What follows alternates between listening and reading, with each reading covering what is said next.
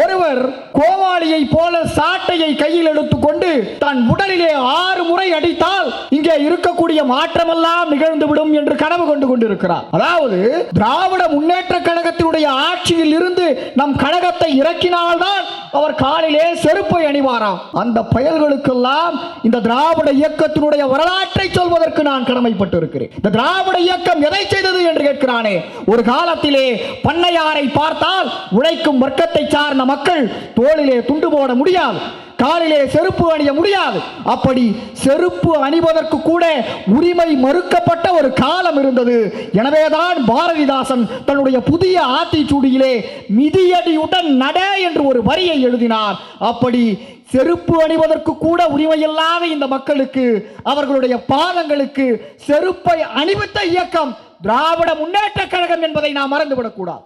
இந்த வரலாற்றை தெரியாமல் இந்த கழகத்தை ஆட்சியிலிருந்து அப்புறப்படுத்தி விட்டுத்தான் நான் செருப்பை அணிவேன் என்று சொன்னால், அந்த கொள்கையில் அவர் இருந்தால் அவர் வாழ்நாள் தீரும் வரை அவரால் செருப்பு அணியவே முடியாது. மாலை போட்டதை போல வெறுங்கால்களில் தான் அவர் நடக்க வேண்டும். ஆனாலும் இந்த சாமானிய மக்களுக்கு செருப்பை அணிவித்த இயக்கத்தின் வழிவந்த நாம் அவருக்கு சொல்ல வேண்டும், செருப்பை அணிவது என்பது வெறும் சாதாரண நடவடிக்கை அல்ல, அதற்கு பின்னால் ஒரு சுயமரியாதை வரலாறு இருக்கிறது. இன்றைக்கு நான் பேசும்போது அவர்களே இவர்களே என்று எல்லோரையும் விழித்து பேசினேன். நான் பேசுவதற்கு முன்பாகவே என்னுடைய தோள்களுக்கு துண்டு வந்து சேர்ந்தது. இந்த வரலாறு எப்படி நமக்கு கிடைத்தது? ஒரு காலத்திலே இடுப்பில் பணிந்து கட்டிய துண்டை எடுத்து நம்முடைய தோளுக்கு உயர்த்திய இயக்கம் திராவிட முன்னேற்ற கழகம் என்பதை யாரும் மறந்துவிடக் கூடாது தோழர்களே. இன்றைக்கு நம்மை எதிர்த்து யாரெல்லாம் அரசியல் செய்து கொண்டிருக்கிறார்கள்?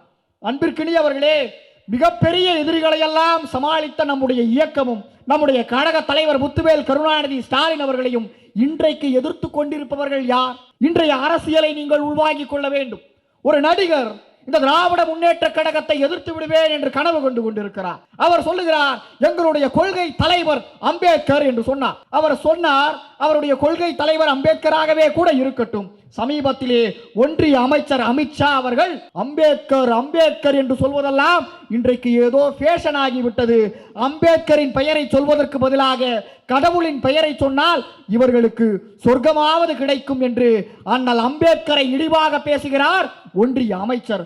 இதை கேட்டு உங்களுடைய கொள்கை தலைவரினுடைய பெயரை, அவருடைய புகழை இடிவு செய்வது போல ஒரு ஒன்றிய அமைச்சர் பேசிக் கொண்டிருக்கிறார்.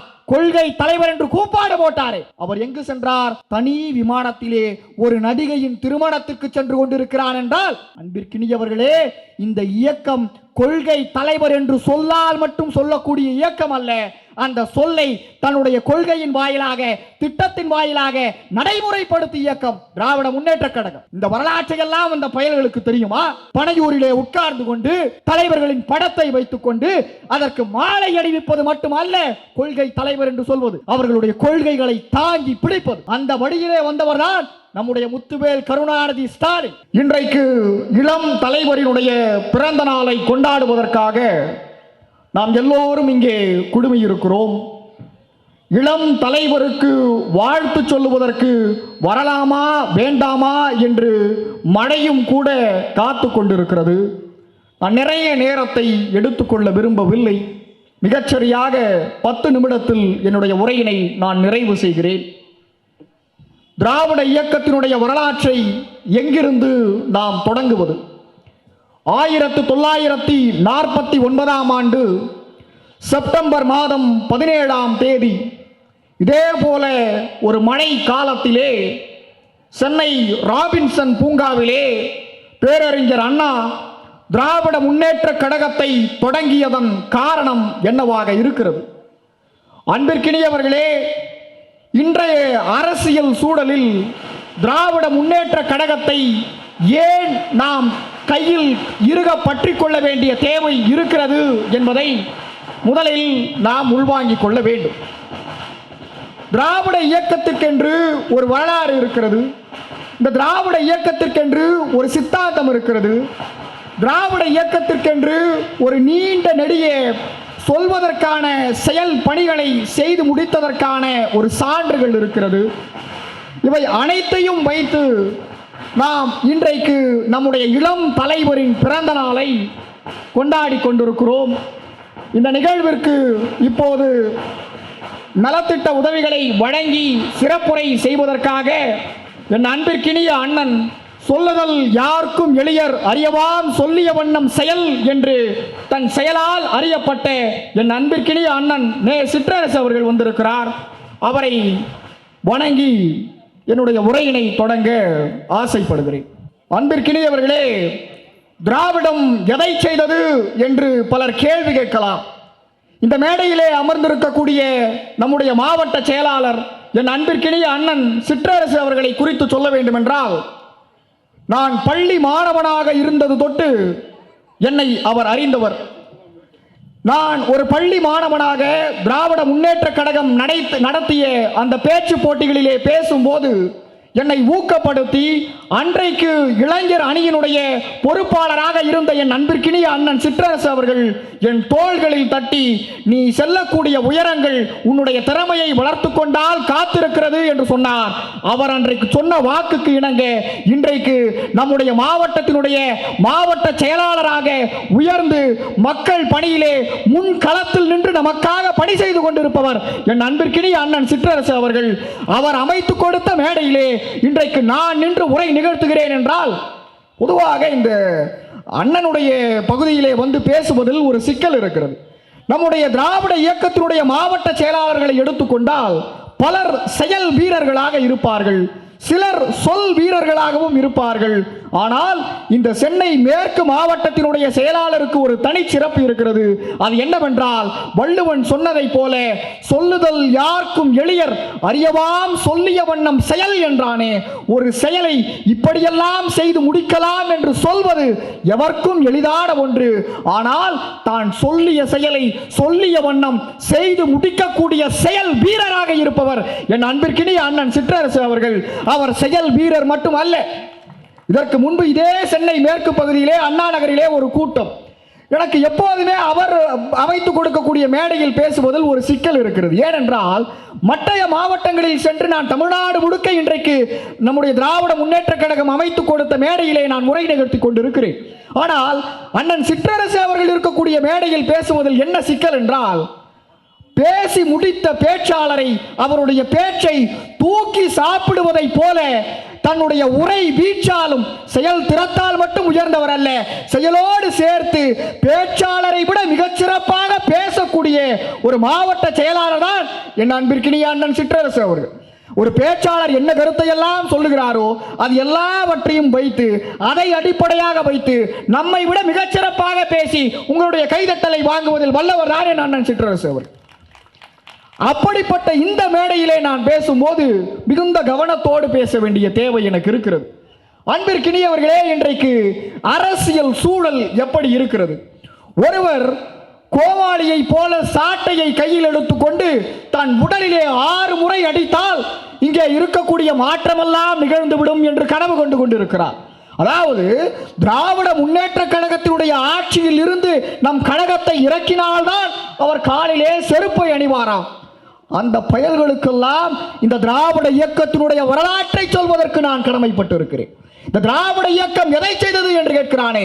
ஒரு காலத்திலே பண்ணையாரை பார்த்தால் உழைக்கும் வர்க்கத்தை சார்ந்த மக்கள் தோளிலே துண்டு போட முடியாது, காலிலே செருப்பு அணிய முடியாது. அப்படி செருப்பு அணிவதற்கு கூட உரிமை மறுக்கப்பட்ட ஒரு காலம் இருந்தது. எனவேதான் பாரதிதாசன் தன்னுடைய புதிய ஆத்திச்சூடியிலே மிதியடியுடன் நட என்று ஒரு வரியை எழுதினார்.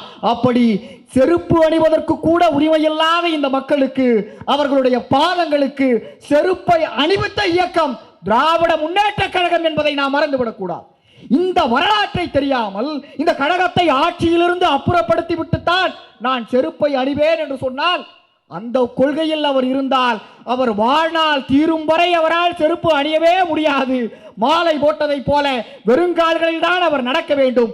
ஆனாலும் இந்த சாமானிய மக்களுக்கு செருப்பை அணிவித்த இயக்கத்தின் வழிவந்த நாம் அவருக்கு சொல்ல வேண்டும், செருப்பை அணிவது என்பது வெறும் சாதாரண நடவடிக்கை அல்ல, அதற்கு பின்னால் ஒரு சுயமரியாதை வரலாறு இருக்கிறது.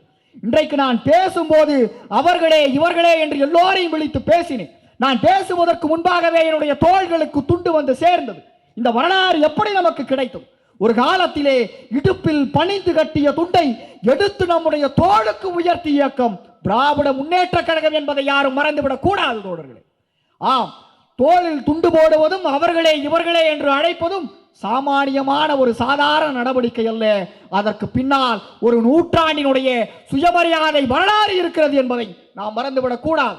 இன்றைக்கு நம்மை எதிர்த்து யாரெல்லாம் அரசியல் செய்து கொண்டிருக்கிறார்கள்? அன்பிற்கினியவர்களே, மிகப்பெரிய எதிரிகளை எல்லாம் சமாளித்த நம்முடைய இயக்கமும் நம்முடைய கழக தலைவர் முத்துவேல் கருணாநிதி ஸ்டாலின் அவர்களையும் இன்றைக்கு எதிர்த்து கொண்டிருப்பவர்கள் யார்? இன்றைய அரசியலை நீங்கள் உள்வாங்கிக் கொள்ள வேண்டும். ஒரு நடிகர் இந்த திராவிட முன்னேற்ற கழகத்தை எதிர்த்து விடுவேன் என்று கனவு கொண்டு கொண்டிருக்கிறார். அவர் சொல்லுகிறார், எங்களுடைய கொள்கை தலைவர் அம்பேத்கர் என்று சொன்னார். அவர் சொன்னார், அவருடைய கொள்கை தலைவர் அம்பேத்கராகவே கூட இருக்கட்டும். சமீபத்திலே ஒன்றிய அமைச்சர் அமித்ஷா அவர்கள் அம்பேத்கர் அம்பேத்கர் என்று சொல்வதெல்லாம் இன்றைக்கு ஏதோ ஃபேஷன் ஆகிவிட்டது.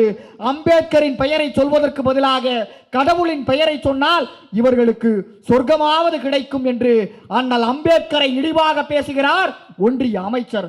இதை கேட்டு உங்களுடைய கொள்கை தலைவரினுடைய பெயரை, அவருடைய புகழை இடிவு செய்வது போல ஒரு ஒன்றிய அமைச்சர் பேசிக் கொண்டிருக்கிறார். கொள்கை தலைவர் என்று கூப்பாடு போட்டாரே, அவர் எங்கு சென்றார்? தனி விமானத்திலே ஒரு நடிகையின் திருமணத்திற்கு சென்று கொண்டிருக்கிறான் என்றால், அன்பிற்கினியவர்களே, இந்த இயக்கம் கொள்கை தலைவர் என்று சொல்லால் மட்டும் சொல்லக்கூடிய இயக்கம் அல்ல. அந்த சொல்லை தன்னுடைய கொள்கையின் வாயிலாக, திட்டத்தின் வாயிலாக நடைமுறைப்படுத்திய இயக்கம் திராவிட முன்னேற்ற கழகம். எப்படி நாங்கள் அம்பேத்கர் எங்களுடைய கொள்கை தலைவர் என்று சொல் அளவில் சொல்பவர்கள் அல்ல. 1972ஆம் ஆண்டு அன்றைக்கு தமிழ்நாட்டிலே தொடங்கப்பட்ட கலை கல்லூரிக்கு டாக்டர் அம்பேத்கர் கல்லூரி என்று பெயர் வைத்தவர் முத்தமிழறிஞர் கலைஞர். 1972 நீங்கள் அந்த வரலாற்றை எல்லாம் ஓட்டி பார்க்க வேண்டும் தோழர்களே. 1972 கலை கல்லூரிக்கு பெயரை வைத்தார். 1979ஆம் ஆண்டு அம்பேத்கர் பிறந்த அதே மகாராஷ்டிராவிலே இருக்கக்கூடிய மராத்வாடா பல்கலைக்கழகத்திற்கு அம்பேத்கரின் பெயரை வைக்க கூடாது என்று அவர் பிறந்த மண்ணை சார்ந்த அந்த ஆதிக்க சக்திகள் போராட்டம் நடத்தினார்கள். அதை கலைஞர் பார்க்கிறார். அதற்கு அடுத்த ஆண்டு 1980ஆம் ஆண்டு நம்முடைய சென்னையிலே இருக்கக்கூடிய சட்ட கல்லூரிக்கு என்ன பெயர் வைக்கலாம் என்று கேட்கிறார்கள். கலைஞர் சொல்லுகிறார், அம்பேத்கர் பிறந்த மண்ணிலே அவருடைய பெயரை ஒரு பல்கலைக்கழகத்துக்கு வைக்க முடியாமல் செய்த அந்த ஆதிக்க சக்திகளுக்கு எதிராக தமிழ்நாட்டிலே தலைநகரமான சென்னையிலே அந்த சட்ட கல்லூரிக்கு டாக்டர் அம்பேத்கர் சட்ட பல்கலைக்கழகம் என்று பெயர் வைத்தவர் நம்முடைய முத்தமிழறிஞர் கலைஞர். இந்த வரலாற்றை எல்லாம் அந்த பயல்களுக்கு தெரியுமா? பனையூரிலே உட்கார்ந்து கொண்டு தலைவர்களின் படத்தை வைத்துக் கொண்டு அதற்கு மாலை அணிவிப்பது மட்டுமல்ல கொள்கை தலைவர் என்று சொல்வது, அவர்களுடைய கொள்கைகளை தாங்கி பிடிப்பது. அந்த வழியிலே வந்தவர்தான் நம்முடைய முத்துவேல் கருணாநிதி ஸ்டாலின். நம்முடைய மாண்புமிகு முதலமைச்சர் அவர்கள் நம்முடைய தலைவரின் வழியிலே வந்த அவர் அதே அம்பேத்கரை உள்வாங்குகிறார். அதே அம்பேத்கருக்கு மணிமண்டபம் அமைத்துக் கொடுத்தவர் நம்முடைய முத்தமிழறிஞர் கலைஞர். அந்த அம்பேத்கரின் பிறந்த நாளை சமூக நீதி நாளாக, சமத்துவ நாளாக கொண்டாடியவர் நம்முடைய மாண்புமிகு முதலமைச்சர் முத்துவேல் கருணாநிதி ஸ்டாலின் அவர். இந்த வரலாற்றை நாம் உள்வாங்கிக் கொள்ள வேண்டும் தோழர்களே. இன்றைக்கு நம்மை விமர்சிக்கும் பல பேர் மன்னர் ஆட்சி என்கிறார்கள், மக்கள் ஆட்சி என்கிறார்கள். அடே, மன்னராட்சிக்கு முடிவுரை எழுதுவதில் தான் நாங்கள் ஸ்பெஷலிஸ்டே என்பதை இந்த பயல்கள் முதலிலே புரிந்து கொள்ள வேண்டும். அது எப்படி? அப்படியே என்னுடன் வாருங்கள். 1967ஆம் ஆண்டு தேர்தல். அந்த தேர்தலிலே தமிழ்நாட்டினுடைய ராமநாதபுரம் மாவட்டத்திலே ஒரு வேட்பாளர் நிறுத்தப்படுகிறார். யார் அந்த வேட்பாளர்? சேதுபதி என்று சொல்லக்கூடிய மன்னர் பரம்பரையிலே வந்த ஒரு வேட்பாளர் ராமநாதபுரத்தினுடைய வேட்பாளராக நிறுத்தப்படுகிறார். அன்றைக்கு நம்முடைய பேரறிஞர் அண்ணா அவர்கள் இவரை எதிர்த்து போட்டியிடுவதற்கு நம்முடைய கழகத்திலே யாராவது ஒரு வேட்பாளர்கள் இருப்பாரா என்று கேட்கிறார். அன்றைக்கு நம்முடைய முத்தமிழ் அறிஞர் கலைஞர் அவர்கள் அண்ணாவை பார்த்து சொல்லுகிறார், ஒரே ஒரு வேட்பாளரை நான் சொல்லட்டுமா அண்ணா என்று கேட்கிறார். யார் அந்த வேட்பாளர் என்று கேட்கிறார் அண்ணா. நம்முடைய தங்கப்பன் என்று சொல்லுகிறார். யார் அந்த தங்கப்பன் என்று அண்ணா கேட்கிறார். அன்பிற்கினிய அண்ணா, அந்த மன்னர் பரம்பரையிலே வந்தானே அந்த சேதுபதி, அந்த சேதுபதியின் வீட்டிலே அந்த மன்னருக்கு குதிரை ஓட்டக்கூடிய குதிரை தொழிலாளிதான் தங்கப்பன். அந்த மன்னர் பரம்பரையிலே வந்த அந்த சேதுபதியை எதிர்த்து குதிரை வண்டி ஓட்டக்கூடிய தங்கப்பனுக்கு வாய்ப்பை கொடுத்த இயக்கம் திராவிட முன்னேற்ற கழகம் என்பதை நாம் மறந்துவிடக் கூடாது. வாய்ப்பை கொடுத்ததோடு கலைஞர் நின்றாரா? நிற்கவில்லை. அந்த தங்கப்பனின் கரங்களை பிடித்து அறிஞர் அண்ணா காட்டியபடியிலே இன்றைக்கு நம்முடைய தங்கப்பன் வந்திருக்கிறார். எந்த மன்னர் பரம்பரையிலே வந்த சேதுபதியை எதிர்த்து 57லேயும் 63லேயும் போட்டியிடவே ஆட்கள் இல்லாத சூழலிலே அண்ணா காட்டிய சாமானிய குதிரை வண்டி ஓட்டக்கூடிய தங்கப்பனை நீங்கள் எல்லோரும் திராவிட முன்னேற்ற கழகத்துக்கு வாக்கு செலுத்தி வெற்றி அடைய வேண்டும் என்று கலைஞர் அந்த தங்கப்பனின் கரங்களை பிடித்து ராமநாதபுரத்தின் வீதிகளுக்கெல்லாம் அழைத்து செல்கிறார். தேர்தல் முடிவுகள் வருகிறது. மன்னர் பரம்பரையிலே வந்த அந்த சேதுபதியை எதிர்த்து அந்த மன்னர் பரம்பரையிலே வந்த சேதுபதிக்கு குதிரை வண்டி ஓட்டக்கூடிய தங்கப்பன் வெற்றி வருகிறார், வெற்றி வேட்பாளராக மாறுகிறார். காலம் காலமாக மன்னராட்சிக்கு முடிவுரை எழுதி 1967 ஒரு சாமானியனுக்கு அதிகாரத்தை கொடுத்து அவனை வேட்பாளராக நிற்பதற்கான அந்த வாய்ப்பை கொடுத்து அவனுக்கு வெற்றியையும் கொடுத்த இயக்கம் திராவிட முன்னேற்ற கழகம் என்பதை இன்றைக்கு மன்னராட்சி மக்களாட்சி என்று பேசும் பயல்கள் எல்லாம் தேடி வாசித்து தெரிந்து கொள்ள வேண்டும். இவர்கள் ஏதோ முதல்வர் பதவி என்பது லாட்டரியில் கிடைத்த வெற்றி என்று நினைத்துக் கொண்டிருக்கிறார்கள். அது லாட்டரியில் கிடைத்த வெற்றி இல்லை தோழர்களே.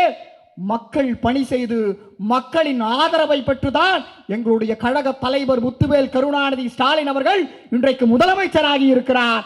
லாட்டரி சீட்டு விற்று அதில் அடைந்த லாபத்தை வைத்து புடைப்பு நடத்தக்கூடிய அந்த பயல்கள் எல்லாம் இன்றைக்கு நம்மை பார்த்து கேள்வி கேட்டுக் கொண்டிருக்கிறார்கள். அவர்களுக்கெல்லாம் நாம் பதில் சொல்ல வேண்டிய தேவையும் நமக்கு இருக்கிறது. இவர்களிடம் என்ன சிக்கல் என்றால், ஒரு நடிகரின் பின்னால் இருக்கக்கூடிய கூட்டத்திற்கு என்ன சிக்கல்? அந்த நடிகரினுடைய ரசிகர்கள் சொல்லுகிறார்கள், எங்கள் தலைவர் கூட நிறைய படித்தவர். என்ன படித்திருக்கிறார்? அவர் பேசிய பிரபலமான வசனம் உங்களுக்கு தெரியாதா? என்ன வசனம்? அவர் சொல்லுகிறார், அந்த நடிகரினுடைய ரசிகர், instruments that record, analyze, summarize, organize, debate, that explain information that are illustrated, non-illustrated, hardbound, paperbound, jacketed, non-jacketed, with forward introduction, table of content, index that is intended for the enlightenment, enrichment, enhancement and understanding of the human brain through the sensory route of vision, sometimes text. இது என்ன என்று கேட்டால், புத்தகத்திற்கு புத்தகத்தில் இருக்கக்கூடிய விளக்கமா? அடே, அதை புத்தகம் என்று சொன்னாலே மக்களுக்கு புரியுமே. இந்த புத்தகத்திற்கான விளக்கத்தை 3 நாட்கள் இரவு பகலாக மனப்பாடம் செய்து அதை 100 டேக் வாங்கி அவர் திரையிலே சொல்ல வேண்டிய காரணம் என்ன? அன்பிற்கினிய அந்த நடிகரை பார்த்து நான் சொல்லுகிறேன், புத்தகத்திற்கான விளக்கத்தை மட்டும் படித்தால் போதாது, அந்த புத்தகத்தின் வாயிலாக தமிழ்நாட்டினுடைய திராவிட இயக்கத்தினுடைய வரலாற்றை நீங்கள் படியுங்கள், தமிழ்நாட்டினுடைய அரசியல் வரலாற்றை நீங்கள் படியுங்கள், தமிழ்நாட்டினுடைய சமூக வரலாற்றை நீங்கள் படியுங்கள். படித்தே வளர்ந்த இயக்கம்தான் நம்முடைய திராவிட முன்னேற்ற கழகம். இந்த படித்தே வளர்ந்த இயக்கத்தை நடித்தே பலர் இன்றைக்கு ஒழித்து விடலாம் என்று கூப்பாடு போடுகிறார்கள். அடே அப்பா, வள்ளுவன் உங்களுக்கெல்லாம் ஒரு குறளை எழுதி வைத்திருக்கிறார். என்ன குறள் தெரியுமா? என்னை முன் நில்லன்மின் தெவ்விர் பலர் என்னை முன்னின்று கல் நின்றவர் என்கிறார். அதாவது, என்னுடைய தலைவனை, என்னுடைய கொள்கையை அடித்து விடுவேன், ஒழித்து விடுவேன் என்று கூப்பாடு போடுகிறாயே. அடே நடிகர்களே, அடே அரசியல் புரிதலற்ற பதர்களே, உங்களைப் போலவே கூப்பாடு போட்டவன் எல்லோரும் எப்படி இருக்கிறான் என்று அதோ அங்கே பாருங்கள். இந்த கடகத்தையும் என் தலைவனையும் என் தத்துவத்தையும் அடித்து விடுவேன், ஒழித்து விடுவேன் என்று சொன்ன அத்தனை புயல்களும் நடுகற்களாக மறைந்து கல்லறைக்கு கீழே கிடக்கிறார்கள். ஆனால் அவர்கள் எதிர்த்த திராவிட முன்னேற்ற கழகமும் எங்கள் தலைவரும் எங்கள் திராவிட தத்துவமும் அப்படியே இருக்கிறது என்று சொன்னால், நாங்கள் நடித்து வந்த கூட்டம் அல்ல, படித்து படித்து வந்த கூட்டம் திராவிட முன்னேற்ற கழகம் என்பதை நாம் உறக்க சொல்ல வேண்டிய தேவை நமக்கு இருக்கிறது. இந்த வரலாற்று ஓர்மையை இன்றைக்கு அரசியல் செய்யக்கூடியவர்கள் அறியாமல் இருக்கக்கூடிய விளைவுதான் இன்றைக்கு இவர்களையெல்லாம் எதிர்த்து நாம் அரசியல் செய்து கொண்டிருக்கக்கூடிய தேவை. தற்கால அரசு, நம்முடைய திராவிட முன்னேற்ற கழக அரசு செய்து வரக்கூடிய திட்டங்களை நீங்கள் பாருங்கள். நீங்கள் எல்லோரும் இங்கே கூடியிருக்கிறீர்கள். அன்பிற்கினியவர்களே, நம்முடைய சட்டமன்ற உறுப்பினர் அண்ணன் திரு MK மோகன் அவர்கள் வருகிறார். அவருக்கு உங்களுடைய மரத்த கைகட்டுதல்களை தர வேண்டும். அன்பிற்கினியவர்களே, இப்படி இந்த திராவிட முன்னேற்ற கழகம் நம்முடைய மக்களுக்கு எதையெல்லாம் கொடுத்திருக்கிறது. இங்கே நிறைய தாய்மார்கள் இருக்கிறீர்கள். இந்த தாய்மார்களிலே உங்கள் எல்லோருக்கும் மாதா மாதம் 1000 ரூபாய் வருகிறது தானே? எத்தனை பேருக்கு வருகிறது? உங்களுடைய கரங்களை உயர்த்துங்கள். இந்த நம்முடைய திராவிட முன்னேற்ற கழக அரசுக்கு ஆட்சிக்கு வருவதற்கு முன்பாக பெண்களினுடைய நிலை இந்த ஆணாதிக்க சமூகத்திலே என்னவாக இருந்தது? உங்களுடைய மனைவி என்ன செய்கிறார் என்று கேட்டால், அவர் வீட்டிலே உட்கார்ந்து கொண்டிருக்கிறார் என்று கணவன்மார்கள் சொல்லுவார்கள். ஆனால் வீட்டிலே உட்கார்ந்து கொண்டு அந்த கணவனுக்கும் பிள்ளைக்கும் 3 வேளை உணவை சமைத்து போட்டு அவர்களுடைய துணிகளை எல்லாம் துவைத்து கொடுத்து அந்த வீட்டினுடைய மேலாண்மையெல்லாம் பார்த்து கொண்டிருக்கக்கூடிய பெண்மணிகளான உங்களுடைய உழைப்புக்கான அங்கீகாரம் திராவிட முன்னேற்ற கழக ஆட்சிக்கு வருவதற்கு முன்பாக வரை எந்த அரசும் பார்க்கவில்லை. நம்முடைய முத்துவேல் கருணாநிதி ஸ்டாலின் ஆகிய நம்முடைய முதல்வர் பார்க்கிறார். இந்த பெண்கள் செய்யக்கூடிய உழைப்புக்கு அங்கீகாரத்தை ஒரு அண்ணனாக, தந்தையாக, உங்களுடைய மதிப்பிற்குரிய தோழனாக நான் தருகிறேன் என்று சொல்லி, அது உதவித்தொகை அல்ல தோழர்களே, உரிமை தொகையாக உங்கள் எல்லோருடைய கணக்குகளுக்கும் ஒவ்வொரு மாதமும் 1000 ரூபாயை கொண்டு சேர்த்த இயக்கம் திராவிட முன்னேற்ற கழகம். அந்த 1000 ரூபாய் எப்படி சென்று சேர்ந்தது என்பதில் தான் நம்முடைய இளம் தலைவரினுடைய ஆற்றல் இருக்கிறது. மாதம் ஆனால் தேதி மாறாமல் மிகச்சரியாக உங்களுடைய கணக்குக்கு வருவது எப்படி? இதற்கு முன்பாக நீங்கள் நடந்த பல திட்டங்களை நீங்கள் உங்களுக்கான ஒரு சலுகைகளை பெற வேண்டும் என்றால் நீங்கள் தாசில்தார் அலுவலகத்துக்கு சென்று 10 நாட்கள் அலைய வேண்டும். ஆனால் ஒரே ஒரு முறை சென்று ஒரு கையெழுத்தை போட்டால் அடுத்த நொடி அடுத்த மாதத்திலிருந்து உங்களுக்கு 1000 ரூபாய் வந்து சேர்ந்தது என்றால் அதற்கு காரணம் சிறப்பு திட்டக்குழுவினுடைய தலைவராக இருந்த நம்முடைய இளம் தலைவர் மாண்புமிகு துணை முதலமைச்சர் நம்முடைய உதயநிதி ஸ்டாலின் அவர்கள்தான் இந்த எளிமைப்படுத்தியதை நமக்கு வழிவகை செய்தார். ஆக நம்முடைய இயக்கத்தினுடைய நீட்சியை குறித்து நிறைய நேரம் பேசலாம். ஆனால் நான் இறுதியாக என்னுடைய உரையினுடைய இறுதி பகுதிக்கு வந்திருக்கிறேன் தோழர்களே. நம்முடைய கழக தலைவர் ஒரு முழக்கத்தை முன்வைத்தார். அது என்ன முழக்கம் என்றால், வெல்வோம் 200 படைப்போம் வரலாறு என்று சொன்னார். அன்பிற்கினியவர்களே, நம்முடைய தலைவர் நினைத்திருந்தால் 234 தொகுதிகளிலும் திராவிட முன்னேற்ற கழகம் தான் வெற்றி அடைய முடியும் என்று சொல்லி இருக்கார். ஆனால் அவர் ஏன் 200 கேட்டார்? மறந்து விடாதீர்கள் தோழர்களே, 234 இடத்தையும் நாமே அடைந்து விட்டால் நம்முடைய கழகத்தினுடைய ஆட்சி சர்வாதிகார ஆட்சியாக மாறிவிடும். நம்முடைய மாற்று கருத்தை சொல்வதற்கு மாற்று கட்சியை சார்ந்த தோழர்களுக்கு வாய்ப்பே இல்லாமல் போய்விடும். எனவே 200 இடங்களை நாம் வெற்றி அடைவோம். மிச்சம் இருக்கக்கூடிய இடங்களை தகுதியும் திறமையும் இருப்பவர்கள் வெற்றி பெற்றுக் கொள்ளட்டும் என்று மக்களாட்சியை அடிப்படையாக வைத்துத்தான் அவர் எழுப்பிய முழக்கம்தான் வெல்வோம் 200 படைப்போம் வரலாறு என்று சொன்னார். ஆக மக்களாட்சி என்ற அடிப்படையில் கட்டி எழுப்பப்பட்ட இந்த திராவிட முன்னேற்ற கழகத்தை அடித்து விடுவேன், ஒழித்து விடுவேன் என்று பேசிய எல்லோருடைய பெயர்களும் மாறிக்கொண்டே இருக்கலாம். ஆனால் எதிரிலே கருப்பு சிவப்பு வண்ண நம்முடைய கொடியும் திராவிட முன்னேற்ற கழகம் என்ற பெயரும் நம்முடைய கழக தலைவரின் பெயரும் வரலாற்றில் அப்படியே இருக்கும் தோழர்களே. நம்மை எதிர்ப்பவர்கள் மாறிக்கொண்டே இருக்கட்டும். திராவிட சமூகத்தை மிகச்சிறந்த திராவிட பாதையில் நாம் சமத்துவம் நிறைந்த சமூகமாக, சமூக நீதி நிறைந்த சமூகமாக, மதச்சார்பற்ற ஒரு சமூகமாக இந்த தமிழ்நாட்டை மாற்றுவதற்கு 26 நடைபெற இருக்கக்கூடிய தேர்தலிலே நாம் எல்லோரும் உறக்க சொல்வோம், வெல்வோம் 200 படைப்போம் வரலாறு. நல்லதொரு வாய்ப்பிற்கு நன்றி, வணக்கம்.